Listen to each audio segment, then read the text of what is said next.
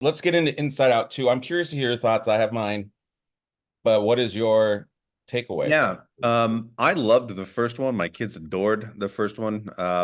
And to be honest, I had no idea that they were going to be doing a sequel to this movie. I think it was like, I don't know, maybe a month or two ago where I started seeing billboards for Inside Out 2, and I got really excited. And I know that my kids are pumped. They want to see it as well. This one is directed by Kelsey Mann, who this is kind of her main debut for a big feature film. I know that she's worked in a lot of different departments in animation. She directed a couple shorts, maybe, but this is like a real big step up for her. Um, Basically, I thought this movie was really, really well done. Because after that first one, it's like you could really run into this risk of you've got the same four emotions, they're running the show, it's mostly in their world. But this one is about when the little girl, I forget her name, Riley. Riley, thank you, is now going through like puberty, and she's starting to have so many more emotions. And I thought that how they approached a young girl going through these sort of emotions and not knowing how to react to these situations, which I'm already fastening my seatbelt for when my daughter gets to that stage. I thought that they was very clever, and I thought it was really well done, and there was some real heart in this movie. And I'm really happy because I haven't really felt really great about a like a Disney movie in a while. Yeah. Um, and this one, it did its job, and I thought it did it really well. I would go see this movie, even if you're not even might be weird if you don't have kids and you're in there just by yourself. Like no, That's but not it, but thank you. yeah, because you're creepy. But this movie has a lot to offer adults as well. But definitely see it with the families. That's why this did so well this Yeah. last weekend, and that's why it's going to crush this weekend too. Yeah. I have a very similar experience in terms of, so I literally saw the first one, early last week, just because I know going into it, and I wasn't looking forward to it, but I wanted to obviously give it a fair shake and do my part. And I was definitely pleasantly surprised at it. I mean, the premise didn't really do anything for me. And like you were saying, Disney just hasn't really produced great things. Now, this is also Pixar, so it's important to understand the differential between Disney animation studios and Pixar studios, and there is one.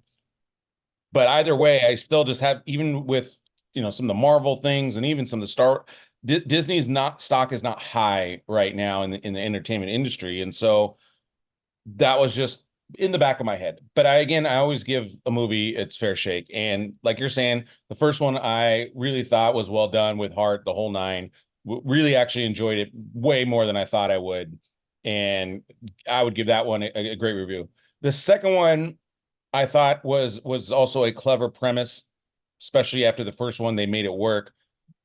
And I knew obviously they're going to introduce more emotions, all that stuff. So I was very kind of familiar with what was going to happen in the film. But I agree with you. I thought they executed it well.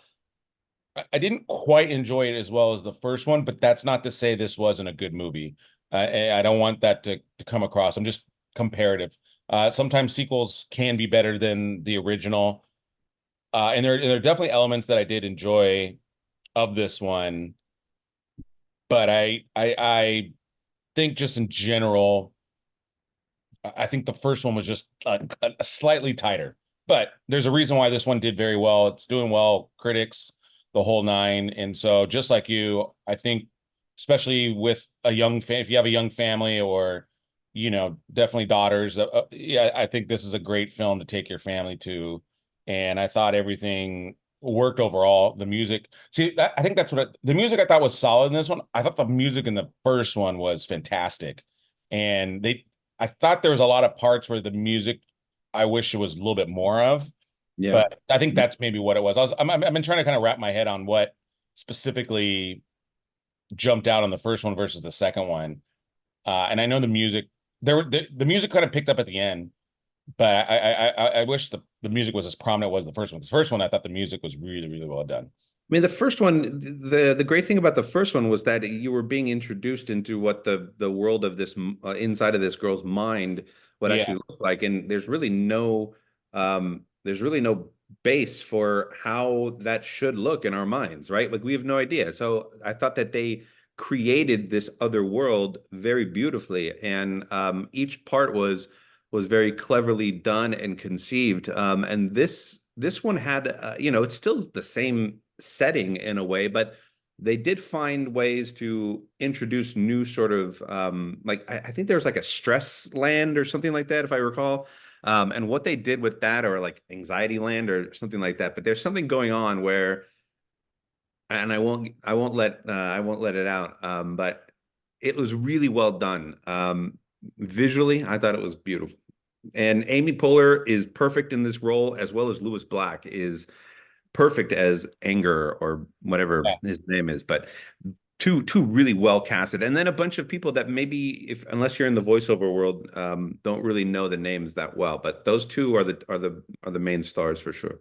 yeah. My Hawk is anxiety, and I think that's probably the other reason too, because Bill Hader was in the first one, Mindy Kaling, and obviously I think they've really probably grown in terms of status, and so what I'm assuming is they just couldn't afford their voices, so that it's a little bit of a hit, but not to say that the other people didn't do just as good job. Yeah, but this is a minor hit. This is a Still, really it's a good minor. I movie. agree. It's a This is minor hit. I thought a the other really good ones movie that did people are going to okay, enjoy. but the guy's not built. But Bill Hader is a incredible voice, and Yes, so I think I you're going text from someone. like a Hall of Famer, all-star level guy to a solid starter. You know what I mean? So again, a little detail, but nothing to cry about. You can tell the movie still works. So